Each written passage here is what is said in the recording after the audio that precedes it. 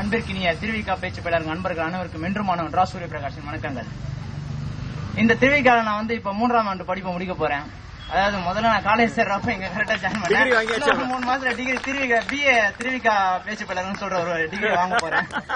அது எனக்கு ரொம்ப சந்தோஷம். இன்னொன்னு இங்க திருவிக்கா வந்துட்டு அதாவது வாழ்க்கை பர்சன்டேஜ் போடக்கூடாது சொல்லுவாங்க. ஆனா வேற வழி கிடையாது. இதுல இங்க கிடைச்ச கஷ்டன்றது கிடையாது. ஆனா சந்தோஷம் பார்த்தா பர்சன்டேஜ் ஜாஸ்தி. இன்னொன்னு வாழ்க்கையில நான் ரொம்ப பிரகாசமா இருந்தாலும் சூரிய பிரகாஷன் பேர் வச்சுட்டாங்க. வாழ்க்கையில பிரகாசமா இருக்கிறதுக்கு எந்த அளவுக்கு தேவையோ அது நான் கிடைச்சேன். அப்புறமேட்டு இன்னொரு பிரகாசமும் கிடைச்சது.